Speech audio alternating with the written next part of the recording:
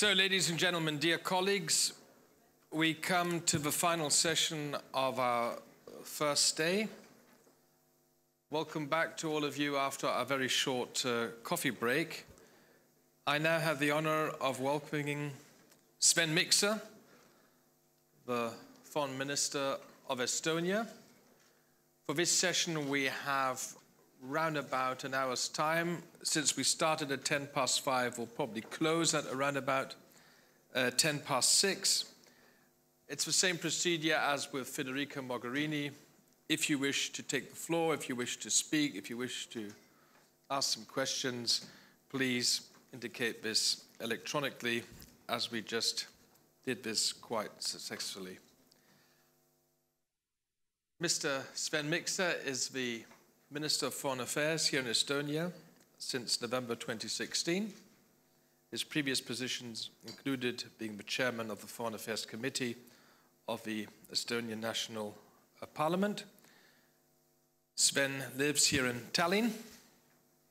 I asked him what his favorite football club is, but he kind of wasn't too keen to give me an answer, probably some Estonian team, and any of the Estonians would have known then. I suggest, Sven, that we give you the floor for about 10 minutes, 15 minutes, it's up to you. And then, colleagues, please be so kind and contribute in the debate. Without further ado, Sven MIKSER, the floor is yours. Well, thank you very much, Chairman. I try to be as brief as I can. Obviously, the subject I was presented for this session, or the title of the session, State of Play Beyond the EU Borders, is an extremely broad subject and gives me an opportunity to speak about anything or everything. I will not make an attempt to speak about everything. I just make a couple of points about some of the challenges that we have on our table or on our plate. And then I'd be very happy to engage in discussion and try to respond to your comments regarding where we are and where we need to be or need to get as a union. Well, as you obviously have noticed by being here on this parliamentary conference, Estonia is currently holding the rotating presidency of the EU Council, which is quite a challenge considering the size of the country and considering the fact that it's the very first time for us to perform that important function. Nonetheless, we have very ambitious agenda, and some of that agenda also has to do with EU external relations and the state of play beyond the EU borders. EU's priorities when it comes to foreign and security policy are set out in the EU global strategy, and one of the things that this document points out is the fact that security in this age is indivisible. This indivisibility manifests itself on a variety of levels. First of all, obviously, it means that there is no very clear distinction anymore between internal and external security. In the age of globalization, developments happening very far from us have very direct and very immediate impact on the security in our countries and inside the European Union. The indivisibility also means that there is no clear geographical division. We cannot say that as one of the northernmost or easternmost European Union member states, we are not concerned with the developments to Europe's south. Obviously, we will have to take very much a 360 degrees approach to security challenges with which the Union is faced. We also live in an age where the core European values are under considerable strain. The EU obviously has many common interests and well, that's totally legitimate to consider both our national interests and our interests as a union, but we shouldn't forget about the fact that the EU is also to a considerable degree a union which is based on shared values of universal human rights, of basic freedoms, liberal democracy. Not long ago, many of us believed that we had reached the end of history in the sense that the liberal values and liberal democracy seem to have won the comprehensive and conclusive victory. This proved not to be the case, and I think that it puts us in a rather more complicated position when it comes to promoting our understanding of the world security architecture and the world order in general. The EU global strategy sets out the rules-based global order as a key interest and a key priority for the EU external or foreign policy. Obviously, this can best be achieved by engaging with other actors and creating stable and lasting partnerships with other countries and groups of countries who share these basic values that we hold dear. Obviously, the European Union cannot expect to right all the wrongs in the world and impose solutions on conflicts very far from its borders. The success of the EU foreign policy can be measured, first of all, by the success in our immediate neighborhood. And in that connection, I will come to the first crisis or conflict that I would like to mention during my introductory remarks. That's the Ukrainian situation. The Russian aggression against Ukraine in 2014 is unfortunately still unresolved. It's still an ongoing situation, as is the illegal annexation of Crimea. And obviously, the EU policy here has been very consistent. I think the unity of and resolve of the Union and of all its member states has been one of the strengths of us, and it's been also among the most unpleasant surprises for the Russian leadership, the aggressor in that particular context. And I think that it's extremely important that we stick to our principles here, that we stay firm in demanding that all the parties, but particularly Russia as the aggressor in that conflict, fulfill their obligations under the Minsk agreement, and that there can be no return to business as usual before we have seen the Minsk agreements being fulfilled in their entirety.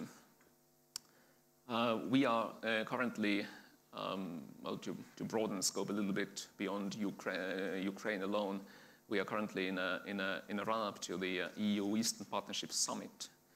Eastern Partnership is an initiative that neighborhood instrument of neighborhood policy that includes 6 countries to Europe's east, in addition to Ukraine, Moldova and Georgia and Belarus and Armenia and Azerbaijan. And it's a rather diverse group of countries with obviously there is no one-size-fits-all approach possible to those 6 countries. For some practical purposes, it's useful to lump those countries together, but we should recognize that their degree of preparedness when it comes to moving closer to Europe is quite different. There are 3 countries that have association agreements and deep and comprehensive free trade agreements in place and enjoy visa-free travel to the European Union. There are others who have not set their own ambitions or aspirations quite so high. So there are also unresolved conflicts between some of those countries and between some of those countries and other third parties that complicate their path closer, coming closer to the European structures.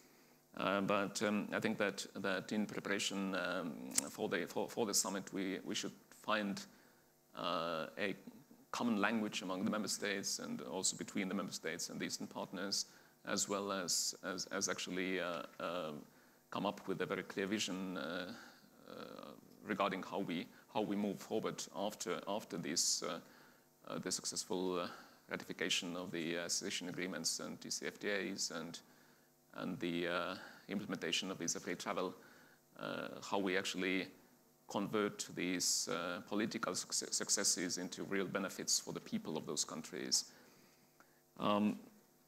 With regard to Russia, well, I briefly mentioned the Ukrainian situation, but when we think about EU's relationship with Russia, then I think these 5 points have proved a very useful sort of framework for our dealings with Russia. It's quite obvious that we need to keep our channels for communication open, but obviously we should be aware of the fact that we are dealing with a country and a regime that has waged two wars against its neighbors in order to achieve its political objectives during the last decade, and that's not something that we should or could take slightly. And so our communication and other dealings with that country should be aimed at bringing them back to the path of internationally acceptable behavior. Now, moving from east to south, obviously we have a lot of challenges to Europe's south. The EU is confronted with ongoing conflicts in Syria, in Libya, in Yemen, in Iraq, as well as sort of considerable instability in the whole of the Sahel region. Going further south, we are preparing for the EU-African Union summit, and that is scheduled to take place later this year in November in Abidjan in Côte d'Ivoire. Obviously, this provides us with the possibility of talking to our African interlocutors about the ways we could support that development in a way that would provide more opportunities for particularly the young generation of Africans. We know that it's a very dynamic continent, one that is facing a very considerable demographic challenge, and obviously should we not together find a way of addressing that challenge and converting it into an opportunity rather than a problem that will very seriously affect our own European security in not too distant future. Regarding the EU's role in Syria, one of the most serious, severe ongoing security crises, obviously its role as a source for migration towards Europe is on everyone's mind. It's an extremely complex and complicated conflict situation with many different stakeholders and many parties to the conflict with very much conflicting interests, including when we look at the interests of, for example, different NATO allies and different regional neighbors outside Syria's borders, and as well as a wide variety of conflicting parties with conflicting interests in players inside Syria. The EU's role, obviously, is not necessarily decisive in resolving the conflict, but the EU could and probably should seek to play an important role in the post-conflict reconstruction, should we get to that stage in any foreseeable future. And I think that one of the dilemmas we will have to be able to resolve is as to how much we are ready to engage and be involved in that role, and what sort of criteria should be fulfilled for us to be able to do so. It's very difficult to foresee Europe contributing significantly financially or otherwise, unless those who are responsible for grave violations of human rights and atrocities and war crimes be brought to justice. So that's going to be a difficult dilemma. In Libya, obviously another country that needs to go through a national internal reconciliation process. Here, the EU is ready to support that process. Has some history in that country as well. Some member states in particular. We are already providing some technical assistance to the government of national accord, and could and should do so in the future. I won't go into the general discussion or generic discussion of terrorism and extremism and fight against extreme ideologies beyond Europe's borders, but that's another important priority. Migration, one of the top concerns of European electorates and consequently also political decision makers, obviously has both internal and external aspects. We have not been entirely successful in addressing some of the external aspects of migration, but need to do more. Obviously, it's not completely under our control. But for example, the completion of the readmission agreements with certain key source countries is an important priority, as well as improving the capability of those source countries and transit countries to control their own borders and take care of their own internal security situation can result in significant decrease in the numbers of migrants, illegal migrants coming to Europe, as well as actually controlling the criminal industry of people smuggling. One of the issues that we discussed during the Gymnich meeting yesterday was Middle East peace process. I'm sure that High Representative Federica Mogherini addressed that issue, but here again the solution will have to be found between the parties.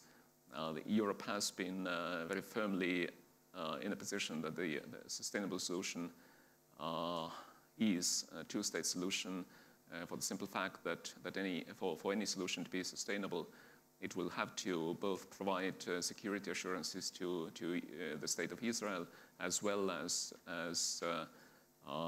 respond in a satisfactory manner to the legitimate national aspirations of the Palestinian people. And there hasn't been any alternative that has been put on the table that would basically accord to both of those requirements. So we will have to push, continue to push in that direction. Obviously, European Union is not the key player, external player here.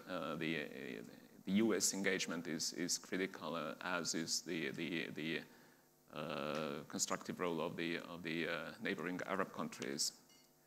And finally, obviously, something that has been on many Europeans' minds recently is the Transatlantic Relationship and its current status and its future. It's true that we have quite an unorthodox administration in Washington these days, very different, particularly in its sort of style, but also sometimes in substance from previous administrations. But here, I think that what has been positive and reassuring is that while we saw some and heard some statements from the then candidate Trump and more than a year ago regarding U.S. commitment to its allied obligations, what we have heard over the recent months in that regard is very much consistent with the policies of the previous administrations, and also what we have seen by way of practical action has been very much consistent and a continuation of the policies of many previous administrations. In all honesty, actually, some of the grievances, for example, the fact that the US has had to bear an unequitably large share of the common burden when it comes to defense expenditure, that's not uniquely Trump. That's not the invention or discovery of this administration. It's been there, expressed perhaps in a different language, but it's been there for, well, during Obama presidency as well as Bush presidency. There are policy areas where we see a much clearer departure from the policies of the previous administrations, like trade, like environment, and that's a different matter. But I would stop at this, having gone on for far too long, probably. Thank you, Sven MIKSER, for your introductory statement. We have time exactly till 6 o'clock, so half an hour. As you can see, 6 colleagues have requested to speak. If anybody else wants to speak, this is important that you indicate this now. If that's not the case, we'll keep it to be 6. And if we're only 6, we can have a one-on-one debate. Is that okay, Sven? One-on-one? Okay. So, now we're at number 7. I'm going to close the list now. This is it, 7. So that means everyone can try and keep it to 1.5 to 2 minutes. Then we have the same time for an answer. The first is from Iceland, Ms. Helga Dottir. Very much. Estonia has been a leader in the digitalization and information security, and that's why I'm really baffled by the Estonian Council Presidency compromise proposal on copyright, which supports filtering of all internet uploads in name of copyright protection. As I said before, this simply means privatized mass surveillance or generalized monitoring and censorship by private multinational companies online. European startups have already warned that they cannot afford building these filters themselves and would probably have to buy them from large multinationals, such as Google. Is this a new beyond EU border policy? Outsourcing data security and censorship to private US companies?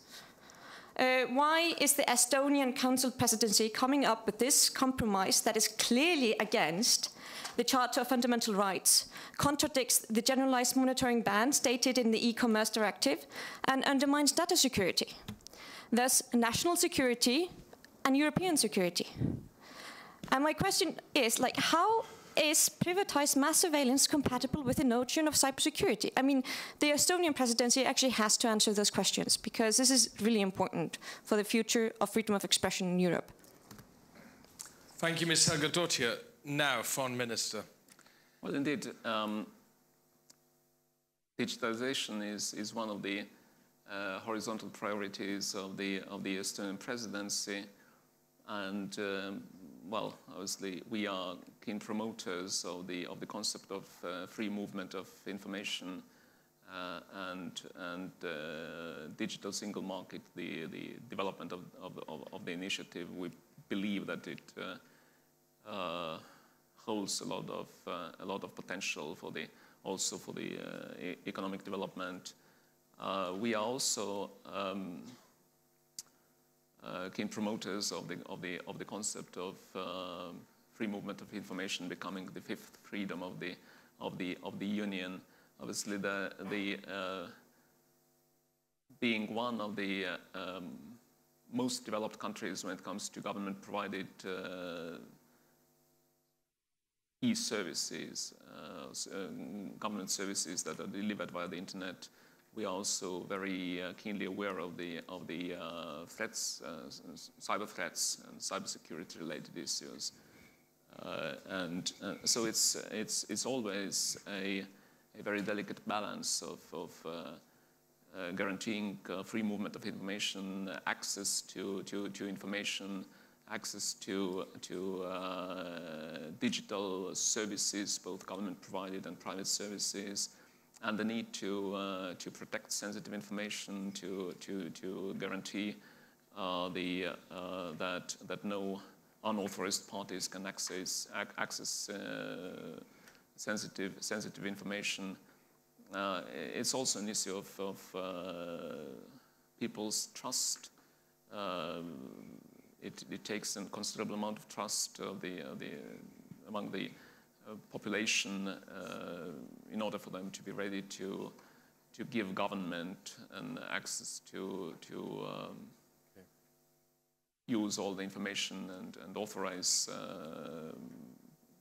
other parties to access the information on its people. So it's finding a balance. Earlier today we discussed the issue of radicalization and radical extremism among the member states as well as the candidate countries, and one of the issues there is the use of new information technologies and platforms and the internet in general as a recruitment tool for those radical networks and terrorist networks, and I think it's a very legitimate question as to how we guarantee that we do not compromise security. Obviously, Estonia is in no way in favor of mass censorship. I mean, quite the contrary.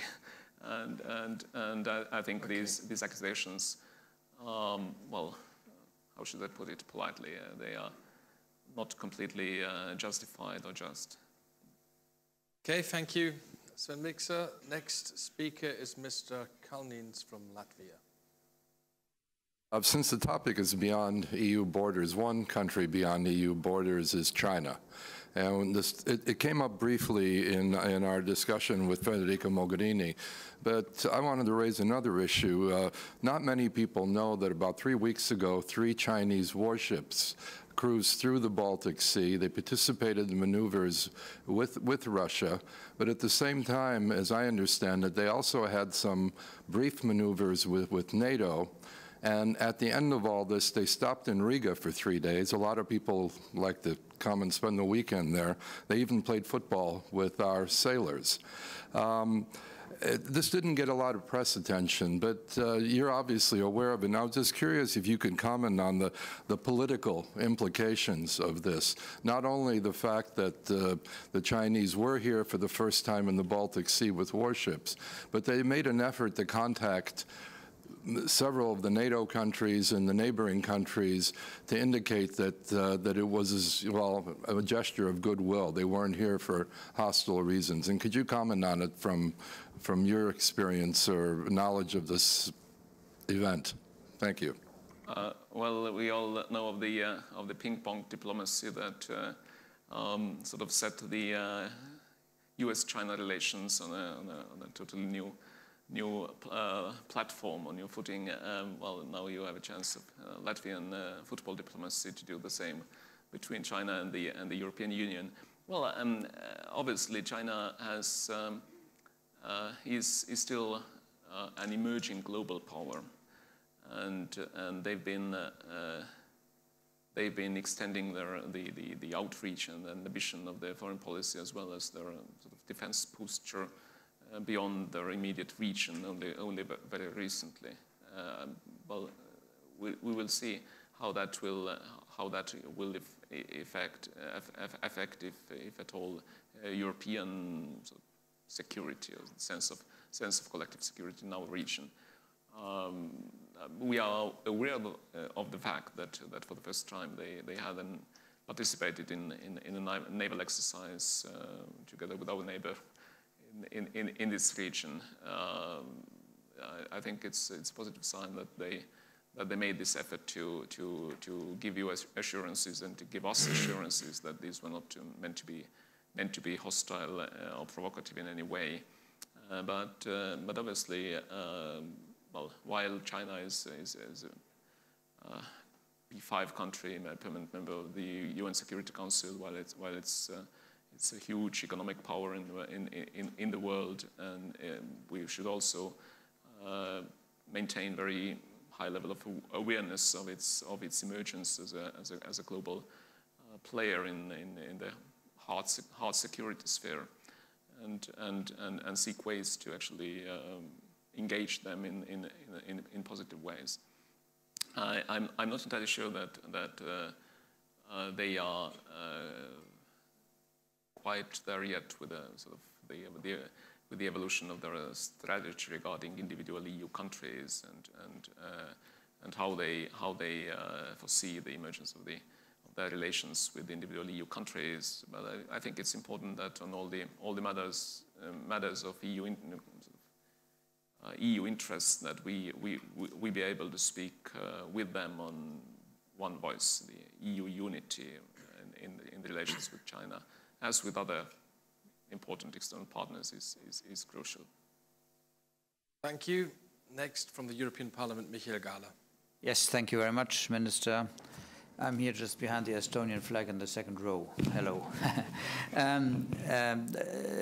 State of play beyond the EU borders for Estonia, of course, starts in Jaanilinn, in Pihkva, and in Petseri.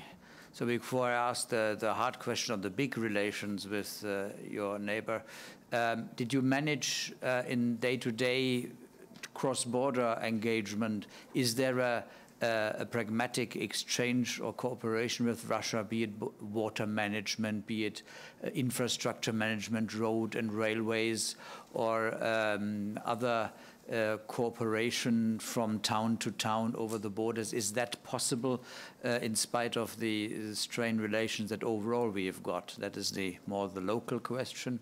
Now, you've been exposed to aggression in the cybersphere from Russia, well, 2007. We all know about this case, and ever since.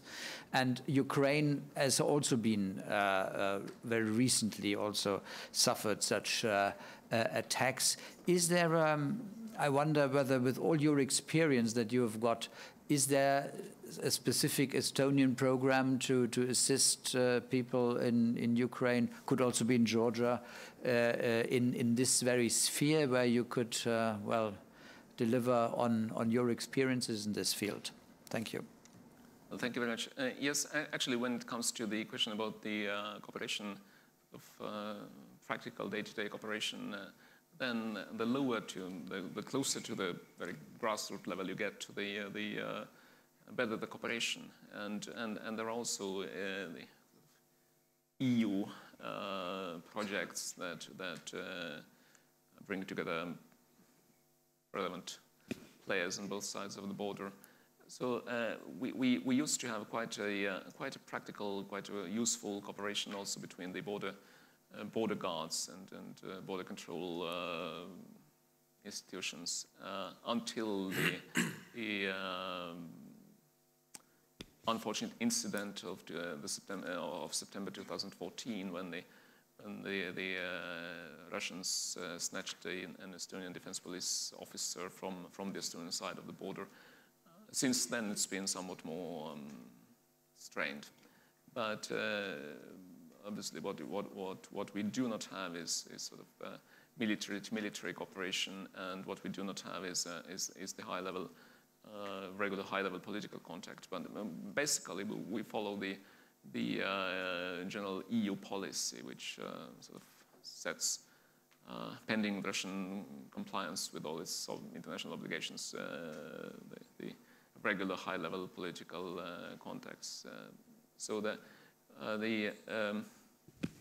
I would say that we don't have an issue with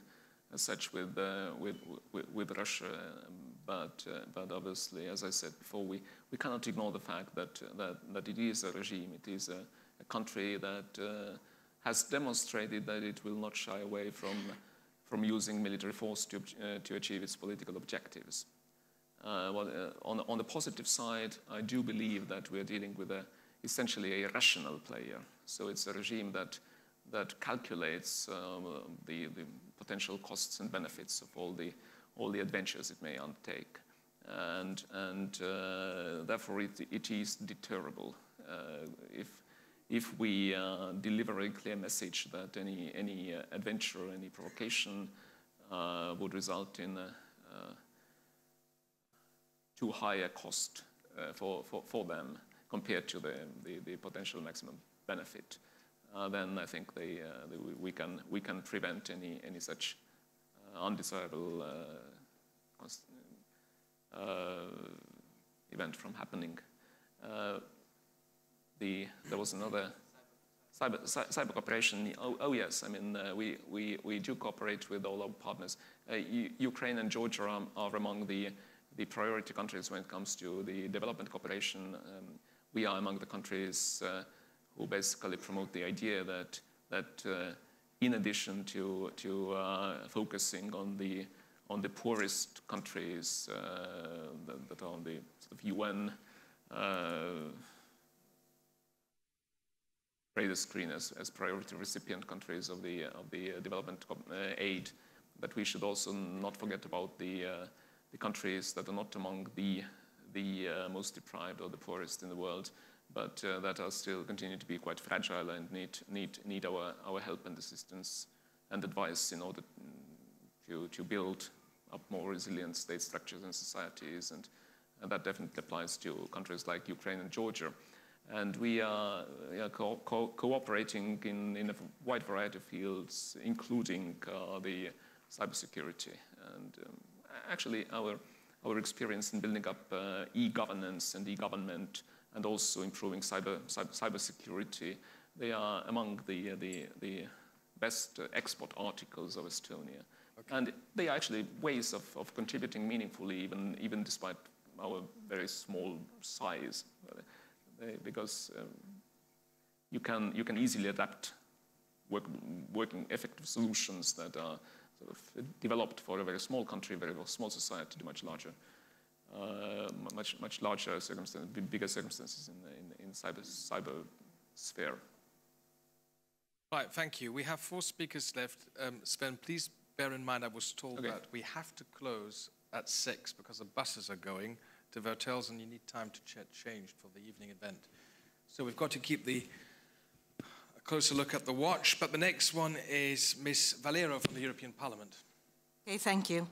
You spoke very briefly on migration and you said not very much was done, and you mentioned readmission agreements and you mentioned border controls. And really I believe this is not the stricter border controls is not the way to stop migrants. You said border controls to stop migrants coming here.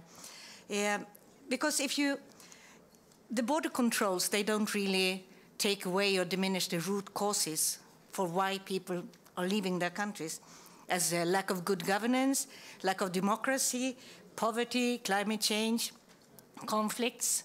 We have to deal with those root causes, and then maybe we will not have to focus so much on the border controls.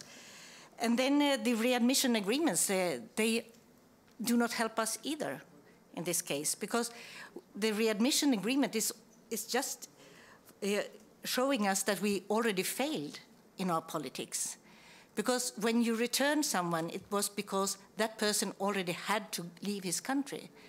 And then this is not we should focus very, very much more on really addressing the root causes instead of just dealing with the consequences of not having done that before.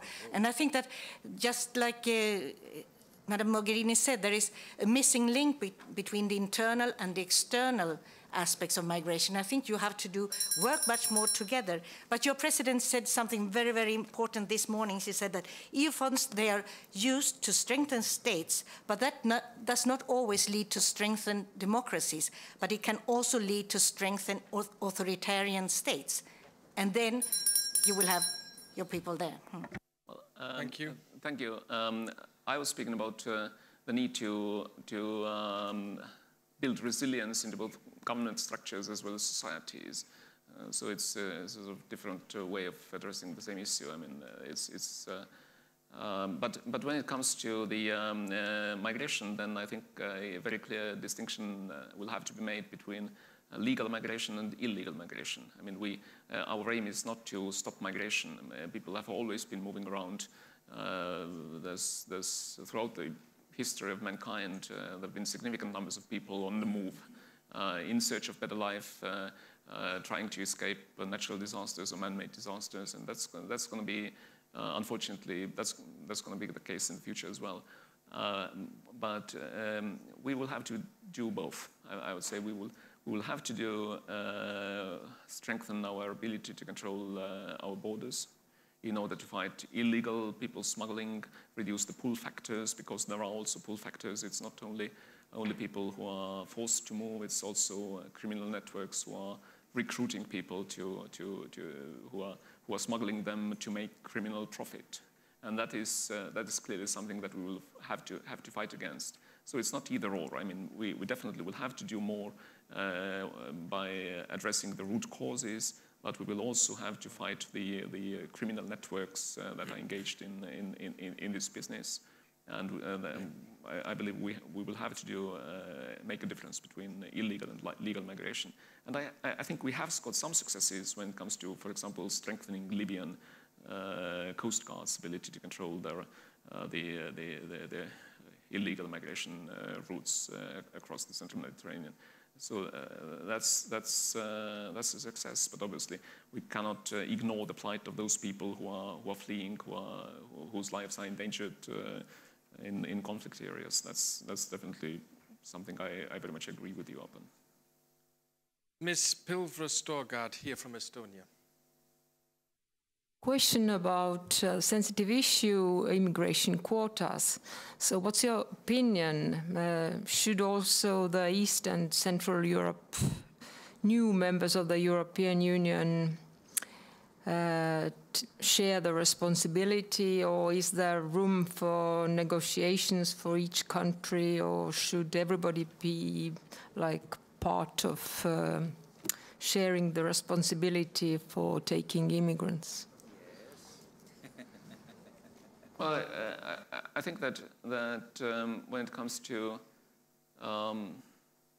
taking care of those people whose lives are endangered, who are refugees from wars and other crises, then it's a humanitarian imperative of each and every country to actually respond to the plight of those people. When it comes to the relocation of migrants, then I think that it's true that solidarity can never be a one-way street. I mean, if we want the European Union to be cohesive and be able to speak on one voice, I mean, then that involves the nations, the countries in Europe's southern periphery, understanding our security, legitimate security concerns, but also us understanding legitimate concerns about their ability to actually cope with the very significant sudden increase of new arrivals. So I'm not in favor of sanctioning or punishing countries for the failure to comply with their obligations. I mean, that's damaging to the cohesiveness of the Union. But I'm definitely in favor of everyone doing the fair share when it comes to addressing issues that are of everyone's concern. Thank you. Thank you. And from Portugal, Mr. Medeiros. You, Minister, it's true that the EU has made a considerable effort in recent times to strengthen its security and defense levels by implementing a set of measures and articulation, cooperation and integration of security forces and service and the armed forces themselves, but within the framework of member countries and their relations with NATO. We should debate an approach that will have to translate into concrete policies for our eastern and southern borders. However, we know that most of the terrorist attacks that have occurred in our countries are perpetrated by young people born, raised, and radicalized in our countries, especially in the suburbs of large cities, which clearly shows that we have a serious problem of integration. It is that the root of their radicalization process. In view of this reality, it seems to me that the problem needs a parallel but not less intense approach, developing European and national policies about socio-economic and cultural development, working closely and effectively with these communities also beyond the EU borders in order to integrate them. Do you agree? Thank you. Well, I definitely do not disagree that I think it's a very serious challenge. We were just discussing among the foreign ministers of the member states this morning the issue of radicalization and the need to fight radicalization and radicalism. And colleagues made the point that there are people who appear who are living in our societies sometimes for generations and appear to be very well integrated, and still they are susceptible occasionally to radicalization or radical ideas and ideologies, and that's definitely something that we need to take into account in our internal policies. That's actually outside my portfolio as a foreign minister, I'm afraid. But obviously, as I said at the beginning, there is no clear distinction between internal and external security, and sometimes it's the radicalizing influence from outside our countries that comes in via those new communication channels or platforms that contributes to the radicalization of people who are living or have been living in our societies for years or even for generations. So I do not disagree with you, but obviously this particular file falls into the portfolio of ministers of interior, ministers of education and social affairs and so on, rather than the Minister of Foreign Affairs. Thank you, and last but certainly not least, Karel Schwarzenberg from the Czech Republic. As a whole, one can only congratulate Estonia to its development during the last quarter of the century, and what it achieved is economically, scientifically, and many aspects. But still, of course, it was a bit mentioned, there is still the problem of the Russian minority here, which has a different status. And do you see a solution in the future, or how the solution which solution could you imagine for the future? Well, again, integration policy, integration policy. You said integration, not immigration, but integration policy. Again, is not part of my portfolio.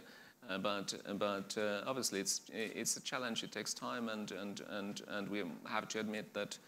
Well, actually, when it comes to security of the country, then a vast majority of people whose mother tongue is not Estonian, who live here, or have been living here for years and decades, they are loyal to Estonia. They are happy to be living in Estonia and in the European Union. But it's also a fact that occasionally Russian government, Russian rulers, the Kremlin, use the existence of Russian-speaking communities outside its national borders as a pretext, as an excuse for meddling in internal affairs. But I mean, full integration and sort of emancipation of minorities, that's, I think, a task. It's a challenge for virtually every country that is not totally mono-ethnic. And I think the vast majority of our nations have significant ethnic, linguistic, religious minorities whom we have to successfully integrate in order to enjoy sort of internal cohesiveness and stability. Thank you, Minister. Now I've been told there's going to be a video clip. Just a couple of sentences to introduce that. It's only a 90 seconds clip. It's something that Estonian Foreign Ministry has prepared and developed. It's a sort of innovative digital solution, a platform. The EU currently has approximately 40 different sanctions regimes in place when it comes to third countries, and these sanctions regimes have been put down in approximately 500 legal documents. So it's there are approximately 80 amendments to all those documents every year. So companies who are actually obliged to comply with these sanctions regimes, who want to do business in a particular country, find it very, very difficult to actually figure out as to which regimes, which sanctions regimes they have to comply with. And so it results with non-compliance, or on other occasions over-compliance. So we have prepared a sort of easy digital visualization platform, and let's watch a clip about it. I hope that works. Sanctions are a foreign policy tool that is used in the pursuit of peace and security. However, they are not just political statements. Rather, they help the EU react to wrongdoings and in the fight against threats. In addition, there is also an obligation for everyone in the EU to abide by sanctions. At the moment, there is no quick and easy way to find out what sanctions are applicable. The measures of the approximately 30 sanction regimes currently applicable in the EU are actually described in hundreds of complex legal acts.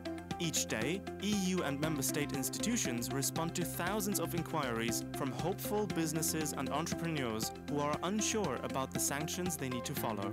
The EU Sanctions Map has been created to help solve this problem. How does it work? The EU Sanctions Map visualizes all of the sanctions regimes on a world map, which helps users access relevant and up-to-date information in just a few clicks. The user can then find information by country, theme, or measure applied. Whether it is a business partner from a third country you need to check against, or a target country where you want to export your goods and services, the EU Sanctions Map provides information in an easy, user-friendly layout. This data visualization tool makes EU sanctions policies more transparent to the public. The EU Sanctions Map. Simple, comprehensive, and user-friendly.